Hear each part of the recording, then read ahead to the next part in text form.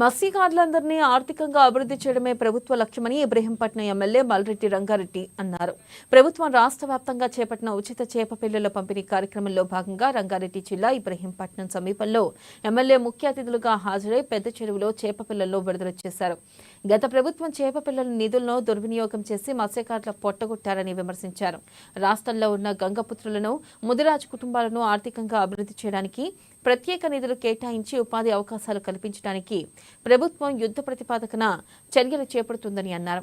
నియోజకవర్గంలో ఉన్న చెరువులలో సుమారు 41,06,000 చేప పిల్లలను ఈ సంవత్సరం వదిలాలని ప్రభుత్వం చెప్పింది.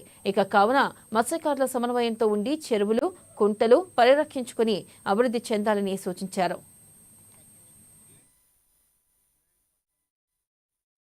విధంగా తుర్కయంజాల్లో ఉన్నటువంటి పెద్ద చెరువులు 2 ఉన్నాయి. ఇబ్రహీంపట్నం ఇదొక ప్రాముఖ్యత గలటువంటి చెరువు.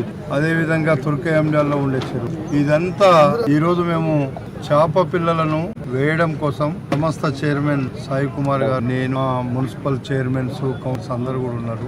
మా ముదిరాజ్ సోదరులు కూడా మత్స్యకారులలో వాళ్ళు ఉన్నారు. ముదిరాజ్ సోదరులు అందరినీ కూడా నేను అభినందిస్తున్నాను.